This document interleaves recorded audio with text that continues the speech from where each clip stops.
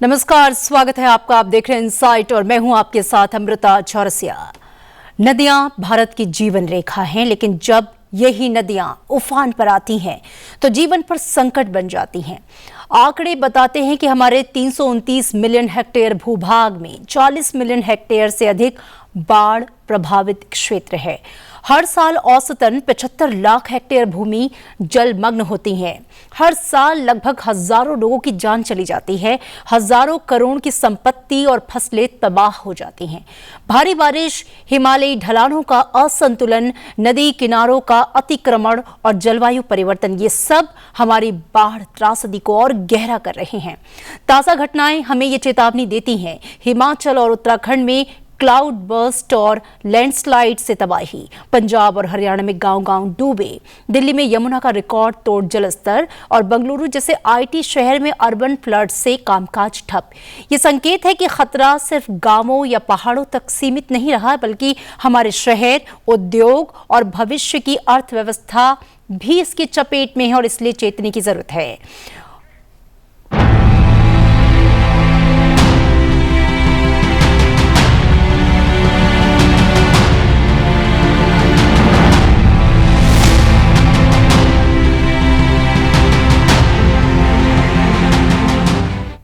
और आज इनसाइट में चर्चा का विषय है फ्लड्स, आपदा प्रबंधन से लेकर रोकथाम तक की चुनौती। मेरे साथ तीन बेहद खास मेहमान जुड़े हुए हैं जो कि ऑनलाइन जुड़े हैं। आपसे उनका परिचय करा दूं। नरेश बंसल जी हैं, आप एमपी हैं राज्यसभा से। सर, बहुत स्वागत है आपका संसद टीवी में। साथ ही दूसरे गेस्ट मेरे साथ जुड़े हुए हैं आर रश्मि, आप डिस्टिंग्विश्ड फेलो हैं टेरी, और साथ ही फॉर्मर स्पेशल सेक्रेटरी रहे हैं ministry of environment and climate change. Sir, स्वागत है आपका संसद टीवी में। और मेरे साथ तीसरे गेस्ट हैं प्रोफेसर डॉक्टर सूर्य प्रकाश, आप हेड एंड फैकल्टी इंचार्ज हैं flood monitoring cell, NIDM, ministry of home affairs. आप सभी का संसद टीवी में बहुत स्वागत है। और आइए चर्चा की शुरुआत करते हैं। सबसे पहला सवाल नरेश जी मैं आपसे करना चाहूंगी।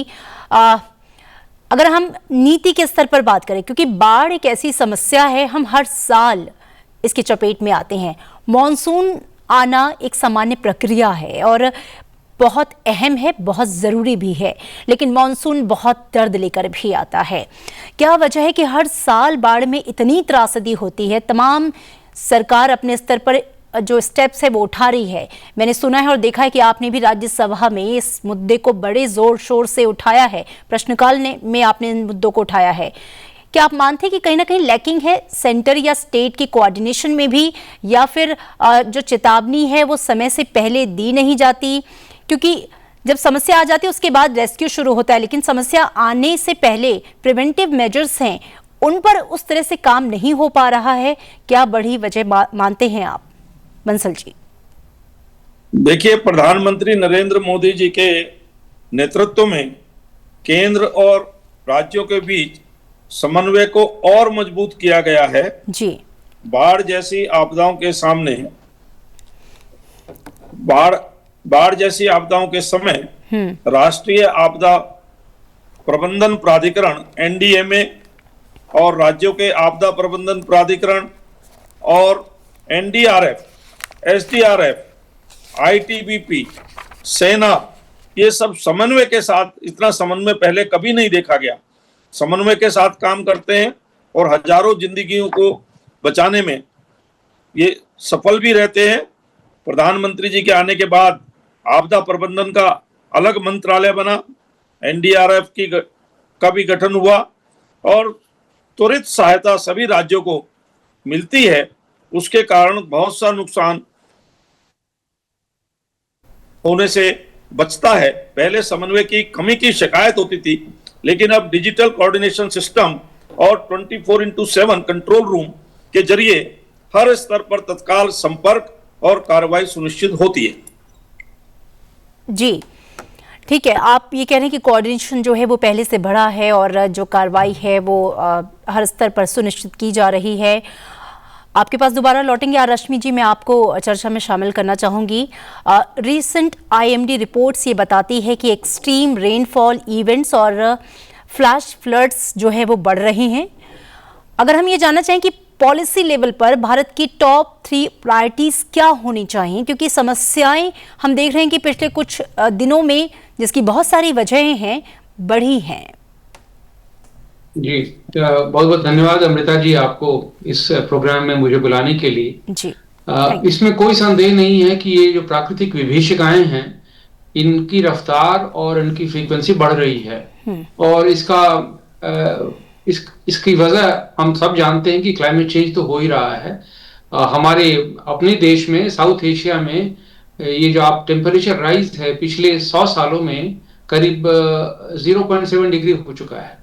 जो आम पृथ्वी की सतह का जो आम टेम्परेचर है, उससे करीब 0.7 डिग्री टेम्परेचर साउथ एशिया में ही बढ़ चुका है। पूरी दुनिया में ये 1 डिग्री के आसपास बढ़ चुका है। तो ये टेम्परेचर राइज जो ग्लोबल लेवल पर हुआ है, उसका इम्पैक्ट हमारे क्लाइमेट पर पड़ रहा है, लोकल क्लाइमेट पर भी। और हमारे ग्लेशियर्स धीरे धीरे पिघलते जा रहे हैं। हमारा माउंटेन इकोसिस्टम एक वल्नरेबल है। हिमालयन सिस्टम पहले से ही फ्रेजाइल है और उस पर ये चोट बढ़ रही है। तो हमारी नदियों का उफान, लैंडस्लाइड्स बढ़ रहा है। तो इसकी वजह तो क्लाइमेट चेंज है, लेकिन ये सिर्फ प्राकृतिक आपदाएं ये जो हैं, इनकी विभीषिका इसलिए बढ़ रही है कि उसमें हमारा भी योगदान है। कुछ हद तक ये आपदाएं मानव निर्मित हैं, हम उसमें योगदान कर रहे हैं। चूंकि हमारा जो हिमालयन इकोसिस्टम है बहुत ही फ्रेजाइल है, लेकिन आप देख रहे हैं जिस रफ्तार से अर्बनाइजेशन बढ़ रहा है, जो कंस्ट्रक्शन एक्टिविटीज हो रही हैं, डिफॉरेस्टेशन बढ़ रहा है, डेवलपमेंटल एक्टिविटीज के लिए नए नए प्रोजेक्ट हिमालयन रीजन में लग रहे हैं, उनका भी इम्पैक्ट बढ़ रहा है। तो हमें इसको सिर्फ एक प्राकृतिक विभीषिका के रूप में नहीं देखना चाहिए। ये उसे कंट्रोल करने के लिए, उसे काबू में लाने के लिए हमें अपने प्रयत्न अपने लेवल पर भी करना होगा। तो मेरा अपना मानना है, चूंकि आपने पॉलिसी की बात की है, तो पहली चीज तो ये है कि जो माउंटेन रीजन है, हिमालयन माउंटेन रीजन, उसमें कंस्ट्रक्शंस के स्टैंडर्ड्स बिल्कुल फिक्स होने चाहिए। अर्बनाइजेशन में किस तरह की कंस्ट्रक्शन टेक्नोलॉजी इस्तेमाल होगी, किस हद तक इस्तेमाल होगी, और उसका लोड हमारे इस इकोसिस्टम पर कितना पड़ेगा, उसका पूरा आकलन होना चाहिए। और उसी हिसाब से अर्बनाइजेशन को परमिट किया जाना चाहिए। टूरिस्ट इनफ्लो भी बढ़ रहा है, नए नए बिल्डिंग्स बन रही हैं, नए नए टूरिस्ट रिसोर्ट्स बढ़ रहे हैं। तो इस सब पर एक रोक लगाने की बात मैं नहीं कहता हूं, लेकिन इसका एक सही आकलन होना चाहिए और इसके स्टैंडर्ड्स फिक्स होने चाहिए। दूसरी चीज है नदियां। जी, आपने चूंकि पॉलिसी में आपने 2 चीजें बताई थी, 2 या 3 चीजें। दूसरी चीज है नदियां। नदियों का रिवर जोनिंग का रेगुलेशन होना चाहिए।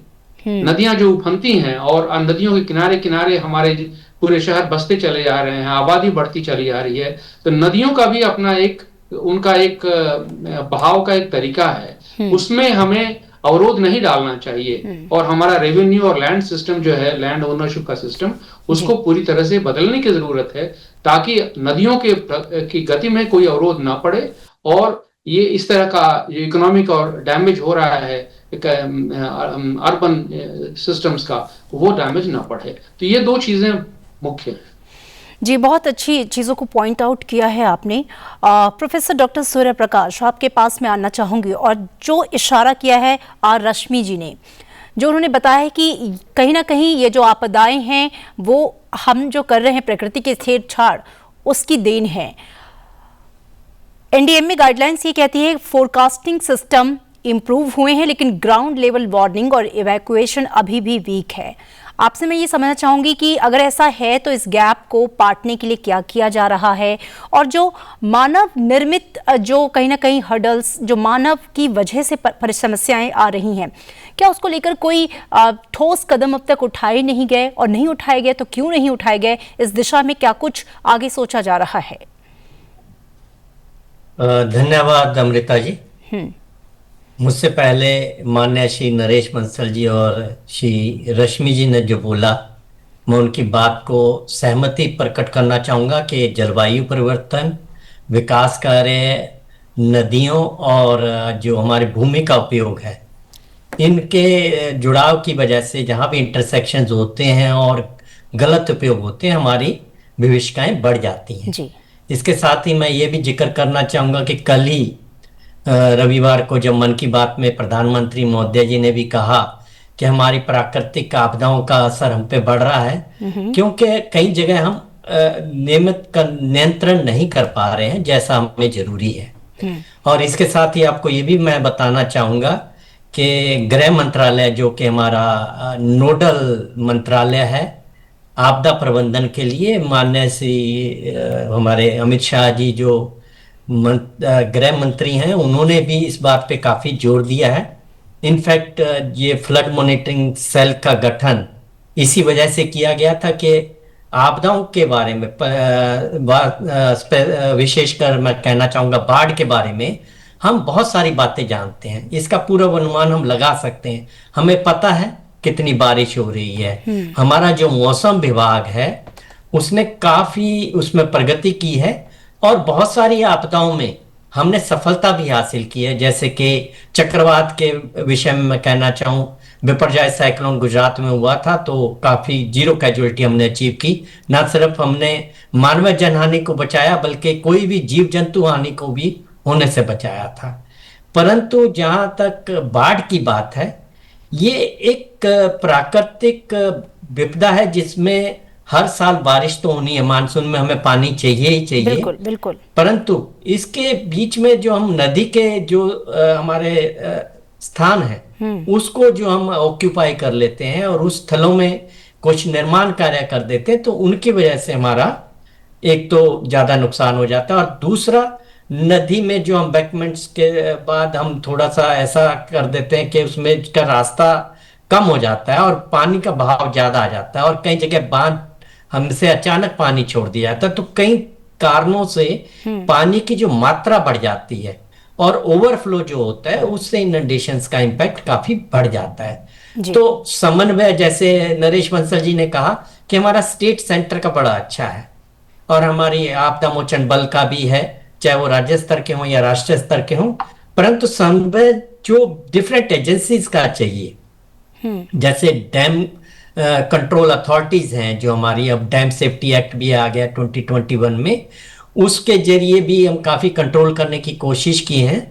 इसके अलावा जो हमारा सेंट्रल वाटर कमीशन है, जो हमारा बाढ़ के लिए नोडल एजेंसी है, वो भी मिनिस्ट्री ऑफ जल शक्ति का एक पार्ट है और वो भी काफी प्रयास करते हैं और रेगुलर मौसम विभाग भी अपनी भविष्यवाणी दे रहा है कितनी वर्षा होनी है और इसके साथ सेंट्रल वाटर कमीशन भी अपनी भविष्यवाणियां दे रहा है कि कितना डिस्चार्ज चल रहा है नदी में और कितनी जो है हमारा रिवर लेवल राइज कर रहा है। परंतु इसके साथ साथ जो बाकी विभाग है उनका जो प्रशासनिक अधिकारी हैं या दूसरे विभाग हैं उनको भी साथ में लेके जुड़ के चलना जरूरी है। उनका नियमित एक्शन समय के साथ सही सही स्थल पर और सही जो एक्शन चाहिए वो जरूरी है। अगर हम ये सब कर पाएंगे तो इसमें कोई शंका नहीं है कि आपदा जो पर्टिकुलरली मैं कहूंगा बाढ़ की है, इससे काफी नियंत्रित कर सकते हैं। तो बाढ़ को रोकना हमारा वो नहीं है उद्देश्य। हमारा उद्देश्य बाढ़ के जो कुप्रभाव है, दुष्प्रभाव है जिससे हमें नुकसान हो रहा है, उनको हम रोक पाए, तो यही हमारा इसमें है। और आपदा प्रबंधन प्राधिकरण की तरफ से इसके लिए नियमित गाइडलाइन बनाई गई हैं और वो नेशनल गाइडलाइंस है फॉर फ्लड रिस्क। सर, यहाँ पे मेरा एक बड़ा और इसके अलावा नेशनल पॉलिसी प्रश्न आपसे दोबारा होगा, क्योंकि आपने कहा कि बाढ़ को रोकना हमारा लक्ष्य नहीं है, उससे जो आपदा जो आ रही है उसे रोकना, रेस्क्यू हमारा बेहतर हो, ज्यादा जान माल का नुकसान ना हो। लेकिन क्या बाढ़, जैसे मानसून में बारिश हो रही है, नदियां उफन रही हैं, लेकिन डैम बना के, जलाशयों का निर्माण करके या वाटर जो है वो रिजर्व करके कुछ क्या इस तरीके की चीजें भी अपनाई जा सकती हैं, क्योंकि इनका जिक्र भी हो रहा है, जिससे इस पानी का जो यूज है वो कहीं ना कहीं किसी अच्छे पॉजिटिव वे में यूज किया जा सके, ना कि ये घरों, नगरों और गांवों में घुसकर तबाही मचा दे। क्या इस तरह से कुछ सोचा जा रहा है? बिल्कुल, डाइवर्सिफिकेशन के लिए कि वाटर को कहाँ कहाँ हम डिफरेंट एरियाज में डाइवर्ट कर सकते हैं। इसीलिए जो आपने सुना होगा कि रिवर लिंकिंग का एक प्रोजेक्ट का इनिशिएट किया गया था, जिसमें यही था कि कहीं तो हमारे वाटर स्कार्स एरिया जो होते हैं, एक उसी समय पे कहीं ड्राउट चल रहा है तो कहीं फ्लड चल रही है, और ये मानसून का ही समय है जब हम अधिक वर्षा का पानी पाते हैं, और इसीलिए इस समय में इस जल का सही सदुपयोग और सही तरह से इसका जो रख रखाव करना हमें बहुत जरूरी हो जाता। होता क्या है कि अक्सर जो हमारे बड़े रेजरवायर और डैम प्रोजेक्ट्स होते हैं उसमें ये होता है कि जितना पानी स्टोर कर पाए तो हाईएस्ट लेवल पे कोशिश करते हैं ताकि ज्यादा से ज्यादा उसके रिसोर्सेज का यूटिलाइजेशन हो पाए। जी। परंतु उसके साथ ही कभी कभी जो उसके ऊपर से स्थल से बहाव आ जाता है तो वो हम नियंत्रित नहीं कर पाते हैं। तो उसमें समन्वय जो ऊपरी क्षेत्र है, हमारे पहाड़ी क्षेत्र है जिसकी बात करी नरेश बंसल जी ने, वहां से पानी बड़ी तीव्र गति से आता है और जो हमारे मैदानी क्षेत्र है वहां पर आके वो फैल जाता है। तो एक तो ऊपरी क्षेत्रों में हमारे जो है फ्लैश फ्लड्स हो जाती हैं जिससे लैंडस्लाइड्स भी होते हैं और काफी नुकसान होते हैं जो तीव्र गति की होती है। और इसके अलावा जो हमारे लो लाइंग एरियाज हैं, चाहे वो हमारा मैदानी क्षेत्र हो या कोस्टल एरिया हो, इन सब में काफी कुप्रभाव पड़ता है। तो उसको लिए हमें बहुत जरूरत है। और इसमें विशेषकर मैं कहना चाहूंगा जो हमारे मेट्रो एरियाज हैं, अर्बन एरियाज हैं, वहां पे अर्बन फ्लड रिस्क मैनेजमेंट की बहुत जरूरत है। और उसके लिए भी हमारे यहाँ मार्गदर्शिकाएं बनाई गई हैं कि किस तरह से शहरों में निर्माण कार्य होना चाहिए और किस तरह से जो बाढ़ का पानी आता है उसको मार्ग देना चाहिए ताकि वो हमारे को नुकसान ना कर पाए। तो ये सब निर्धारण करने की जरूरत जी बिल्कुल है कि बिल्कुल। जल निकासी कैसे करेंगे। बड़े बांध, जलाशय, तटबंध और डाइवर्जन प्रोजेक्ट जो है वो काफी हद तक बाढ़ आने के खतरे को भी या उस पानी को डाइवर्ट करके इस खतरे को कम कर सकते हैं। बंसल जी, हर साल हजारों करोड़ रिलीफ और कंपनसेशन पर खर्च होते हैं, पर लॉन्ग टर्म सोल्यूशन पर अगर मैं बात करूं, उसकी बात करूं तो संसद में से लेकर क्या कदम उठ रहे हैं ताकि हम रिएक्टिव से प्रिवेंटिव अप्रोच की ओर आगे बढ़ सकें? देखिए, ये बात बिल्कुल सही है कि हर साल राहत पर बहुत खर्च होता है, लेकिन साथ ही सरकार स्थायी समाधान की दिशा में भी काम कर रही है। नीतियों के अंतर्गत नदियों के जल ग्रहण क्षेत्र में कैचमेंट एरिया, ट्रीटमेंट, ड्रोन आधारित सर्वेक्षण, रिवर लिंकिंग प्रोजेक्ट और बांधों बैराजों का आधुनिकीकरण जैसे कदम उठाए जा रहे हैं। अभी अमृतकाल में ही लगभग 1000 जिलों में प्रत्येक जिले में 75 तालाब बनाए गए, 75,000 तालाब बने हैं, उसमें भी पानी का संरक्षण होता है। इसी प्रकार से ग्रीन इंफ्रास्ट्रक्चर और तकनीकी निवेश से धीरे धीरे स्थायी समाधान की ओर हम बढ़ रहे हैं। किंतु प्राकृतिक आपदा इसका नाम है और आपदा के बारे में बहुत सटीक फोरकास्ट करना ये उतना संभव नहीं है, पर स्थायी समाधान इसी प्रकार का होगा जैसे अभी हमारे मित्र सूर्य प्रकाश जी ने भी बताया कि रिवर लिंकिंग योजनाएं जब सफलतापूर्वक होंगी, नदियां जुड़ेंगी एक दूसरे से, जहां ओवरफ्लो होता है वो शॉर्ट फ्लो में उसको परिवर्तित करेंगे। गुजरात में हमने उसका उदाहरण देखा है जब माननीय प्रधानमंत्री जी वहां के मुख्यमंत्री थे, किस प्रकार से जो सूखा इलाका था नदियों को जोड़ करके वहां पहुंचाया गया। तो वो है, तो संसद और सरकार दोनों इस पर गंभीरता से विचार कर रहे हैं, स्थायी समाधान की ओर आगे बढ़ रहे हैं। अर्ली वार्निंग सिस्टम भी बहुत सटीक हुए हैं। आज मैं समझता हूं कि 90% भविष्यवाणियां सही साबित होती है, जगह जगह डॉपलर भी लगाए जा रहे हैं। तो इस प्रकार से स्थायी समाधान की ओर, जिससे पहले भी हम जानकारी प्राप्त कर सकें कि ये होने वाला है, हो सकता है, और होने के बाद भी जान और माल की हानि कम हो, उसके स्थायी समाधान की ओर निरंतर केंद्र और राज्यों की सरकारें समन्वय से आगे बढ़ रही हैं। जी बिल्कुल, प्रिवेंटिव मेजर्स जो हैं उन पर ज़्यादा ध्यान दिए जाने की ज़रूरत है कि इतनी बड़ी आपदा ही घटित ना हो। रश्मि जी, हिमालयन स्टेट की बात करें तो डिफॉरेस्टेशन और अनप्लान्ड कंस्ट्रक्शन से लैंडस्लाइड और फ्लड का जो खतरा है वो बढ़ा है। इको सेंसिटिव जोनिंग लागू करने में सबसे बड़े चैलेंज क्या हैं, क्योंकि कहीं ना कहीं इसको भी एक कदम के तौर पे देखा जा रहा है? देखिए, हमारे इन्वायरमेंटल रेगुलेशंस तो कई हैं और इको सेंसिटिव जोन्स का नोटिफिकेशन है, हिमालयन प्रोटेक्टेड जोन्स का रेगुलेशन है। दिक्कत यह है कि हमारी जो व्यवस्था है उसमें कहीं कहीं ग्राउंड लेवल पर इन नियमों की अनदेखी हो जाती है इसलिए जरूरत इस बात की है कि हम एक पॉलिसी लेवल पर एक व्यवस्था तो तैयार करें ही, जिसमें कि माननीय एमपी साहब ने और प्रोफेसर सूर्य प्रकाश जी ने इन चीजों का जिक्र किया है कि अर्ली वार्निंग सिस्टम्स हमारे बन रहे हैं, पहाड़ों में भी, मैदानों में भी, जहां जहां इस तरह की आपदाएं बढ़ती चली जा रही हैं, वहां पर लोगों के सहायता के साथ, उनको छोड़ करके नहीं, कम्युनिटीज को इन्वॉल्व करके हमारे अर्ली वार्निंग सिस्टम बनेंगी तो पक्की होंगी और उसका फायदा मिलेगा सब लोगों को। तो इससे खतरे की सूचना सबको समय पर मिलेगी। लेकिन अर्ली वार्निंग सिस्टम से क्या होता है, उससे ज्यादा हम इकोनॉमिक लॉसेस को मिनिमाइज कर सकते हैं। लॉस तो होगा, बाढ़ तो आएगी, भूस्खलन होगा, हम अर्ली वार्निंग सिस्टम से यह होगा कि लोगों पर उसका जो इम्पैक्ट पड़ने वाला है, घरों पर, लोगों पर, लोग पहले से अगर हट जाएं तो डैमेज कम होगा। लेकिन डैमेज को रोकने की हमें बात सोचनी चाहिए। डैमेज को मिनिमाइज करना तो एक है, उसके लिए अर्ली वार्निंग सिस्टम है, उसके लिए हमें पानी की हार्वेस्टिंग की, मैनेजमेंट की व्यवस्था भी करनी पड़ेगी। जो बाढ़ आती है तो बाढ़ के आने से पहले हमें इस तरह की व्यवस्था करनी होगी, जैसे रिवर लिंकिंग एक सोल्यूशन है, उससे हम पानी को डाइवर्ट कर सकते हैं ऐसे इलाकों में जहां पानी की स्केर्सिटी है। तो उसके लिए पहले से हमारी नहरों की व्यवस्था होनी चाहिए, एक नेटवर्क बनना चाहिए। इसमें काफी इन्वेस्टमेंट लगेगा और बड़ी लंबी लॉन्ग टर्म प्लानिंग की आवश्यकता है। हमने सिर्फ एक छोटा सा प्रयोग किया है केन और बेतवा नदी का रिवर लिंकिंग का, लेकिन और उधर इंदिरा कैनाल एक बार बनी थी, लेकिन उसके आगे हमने इस पर काम नहीं किया है। तो हमें एक राष्ट्रीय स्तर पर एक मुहिम छेड़ने की जरूरत है, ताकि बाढ़ में बरसात का जो पानी है उसमें हमें उसकी हार्वेस्टिंग कर सकें, उसका मैनेजमेंट कर सकें, उसका यूज करें रिचार्जिंग के लिए और स्केर्स एरियाज में डाइवर्ट करने की। और फाइनली लास्ट पॉइंट जो होगा ये है कि अंततः इन सब चीजों से बचने के लिए हमें अपने लॉज को और रेगुलेशंस को ठीक से एनफोर्स करना होगा।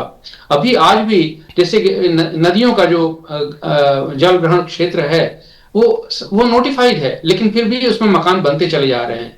तो ऑब्वियसली हमारी व्यवस्था कहीं ना कहीं इसके लिए दोषी है, और इसके लिए हमें अपने रेगुलेशंस को और अपने जो हमारे नियामक संस्थाएं हैं उनको दुरुस्त करना होगा। ये हमारे सारे इसमें हमारे जो प्रशासनिक अधिकारी हैं, जो हमारी व्यवस्था है, जो हमारे चुने हुए प्रतिनिधि हैं, जो इंजीनियर्स हैं, जो साइंटिस्ट हैं, इन सब लोगों को इसमें लगना होगा, ताकि ये जो व्यवस्था है उसको हम सुदृढ़ रूप से चला सकें। जी बिल्कुल।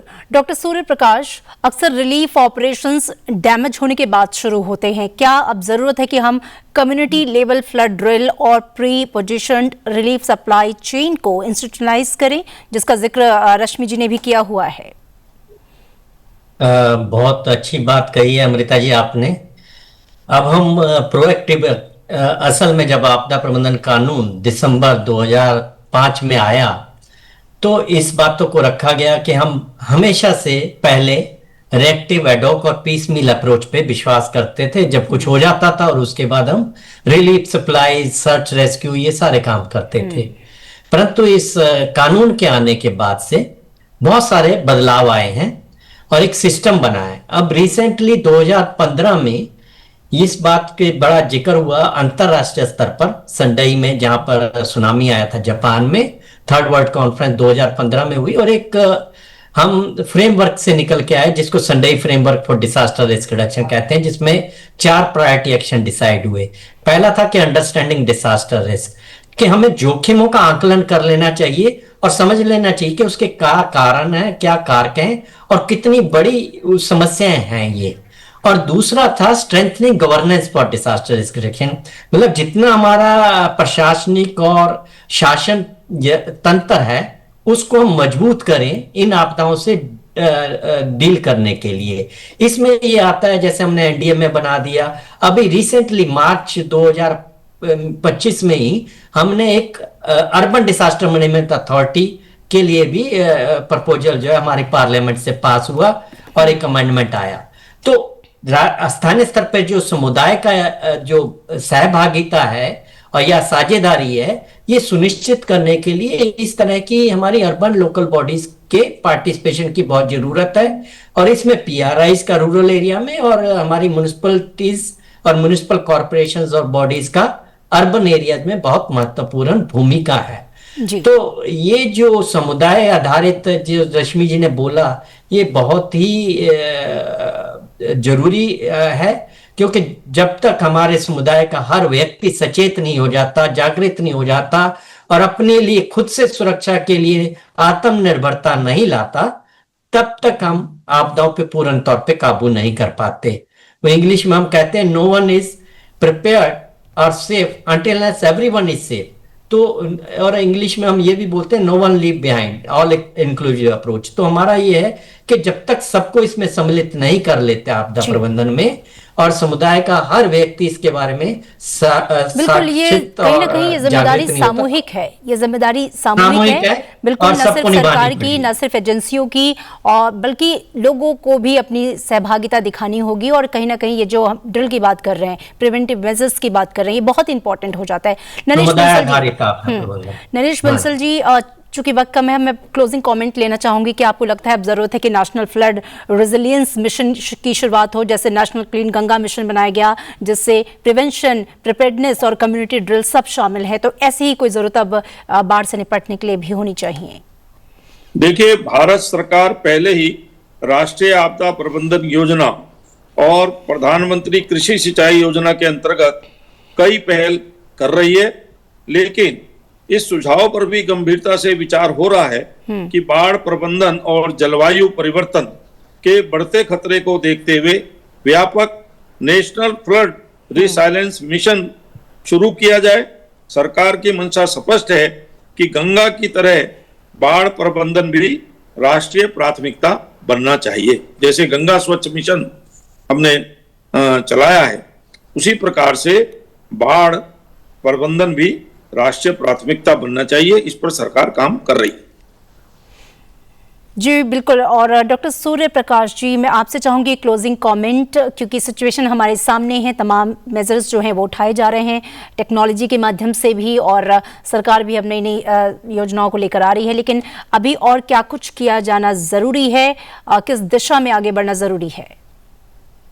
देखिए, जो 15वां हमारा वेतन आयोग था, उसने मिटिगेशन फंड्स डिसाइड किए थे और नेशनल लेवल पर सभी राज्यों के साथ मिलकर मिटिगेशन प्रोजेक्ट्स के लिए काम किया जा रहा है। और अलग अलग आपदाओं के लिए, उसमें बाढ़ है, भूकंप है, भूस्खलन है, ग्लोब्स हैं, इन सब के लिए कार्य किए जा रहे हैं। तो बाढ़ को कैसे हम सीमित करें, नियंत्रित करें और उसके प्रभावों को न्यूनीकरण करें और या वो हो ही ना इस तरह के दुष्प्रभाव, इसके लिए पूरी तैयारियां की जा रही हैं। इसके अलावा जो होना ही है, जिसको हम टाल नहीं सकते या बचाव नहीं कर सकते या न्यूनीकरण नहीं कर सकते, वहां पर हम आपदा पूर्व तैयारी कर रहे हैं, ताकि प्री पोजिशनिंग करके प्रोटेक्शन, प्रिवेंशन और रिस्क रिडक्शन एंड रेजिलियंस के मेजर ले पाए, ताकि लोग तुरंत उभर पाए और उससे अपने विकास को फिर से चालू कर पाए। जी बिल्कुल, जी बिल्कुल। और रश्मि जी, आपसे मैं चाहूंगी क्लोजिंग कमेंट, और किस दिशा में अब हमें आगे बढ़ने की जरूरत है ताकि ये जो समस्या है वो अपने न्यूनतम स्तर पे आए? जी अमृता जी, ऑनरेबल एमपी साहब ने और सूर्य प्रकाश जी ने काफी अच्छे सुझाव पहले दे दिए हैं। मैं दो और चीजों का जिक्र करना चाहूंगा। पहली तो ये, हमारे जो हिमालयन रीजन के जो राज्य हैं, करीब 11 हमारे राज्य हैं जिनमें हिमालय पर्वत फैला हुआ है, उनमें से 6 या 7 ऐसे मुख्य राज्य हैं जिनसे होकर के गंगा, यमुना, ये बड़ी बड़ी नदियां बहती हैं। मुझे लगता है ऐसा कि हमें इन राज्यों का एक संगठन बनाना चाहिए जो एक राष्ट्रीय स्तर पर एक अथॉरिटी बने, इन राज्यों को मिला के बने 6 या 7, जैसे कि गंगा के लिए national Ganga river basin authority बनी हुई है, वैसे हिमालयन रीजन के लिए एक अथॉरिटी बननी चाहिए जो ये स्टैंडर्ड्स फिक्स करे, जो इन नदियों के रखरखाव के लिए और अर्बनाइजेशन को एक रेगुलेट करने के लिए और उसके समुचित विकास की व्यवस्था करे। और इसमें आपसी तालमेल हो कि राज्य ऐसा नहीं है कि हिमाचल प्रदेश कुछ कर रहा हो, उत्तराखंड कुछ कर रहा है, सिक्किम कुछ कर रहा है। इन राज्यों के आपस में तालमेल होना चाहिए ताकि डेवलपमेंट की एक समुचित रूपरेखा बने। एक दूसरी चीज ये है कि फ्लड्स की बात एमपी साहब ने भी कही, ये बहुत जरूरी है कि हम फ्लड्स को मैनेज करने के लिए और कंट्रोल करने के लिए एक राष्ट्रीय स्तर पर एक मिशन चलाएं, एक प्रोजेक्ट बनाएं जैसे कि साइक्लोन्स के लिए हमने प्रोजेक्ट बनाया, और देखिए आज हमारे देश में इतनी अच्छी व्यवस्था है कि अब कितने भी बड़े बड़े साइक्लोन आते हैं तो हमारा लॉस जो है, ह्यूमन लॉस, फैटालिटी बिल्कुल घट गई है। पहले हजारों में लोगों की जानें जाती थी और बड़ी बड़ी संपत्तियां नष्ट होती थी, अब वो काफी कम हो गया है। बिल्कुल, तो इस तरह की एक मिशन की भी जरूरत है। बिल्कुल बिल्कुल, आप चूंकि वक्त की कमी है, लेकिन आप लोगों ने बहुत अच्छे इनपुट भी दिए। आप तीनों ही खास मेहमानों को बहुत शुक्रिया इस चर्चा में शामिल होने के लिए।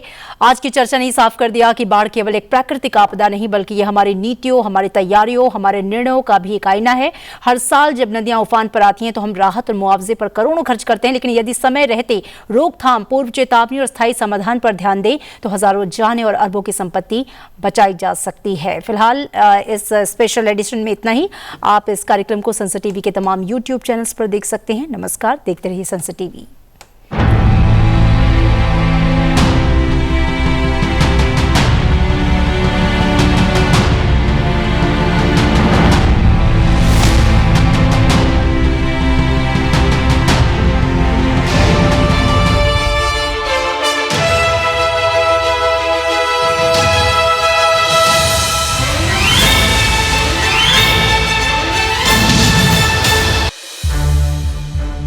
संसद टीवी के और भी प्रोग्राम्स देखने के लिए सब्सक्राइब करें हमारा YouTube चैनल और हाँ, इन्हें लाइक और शेयर करना ना भूलें।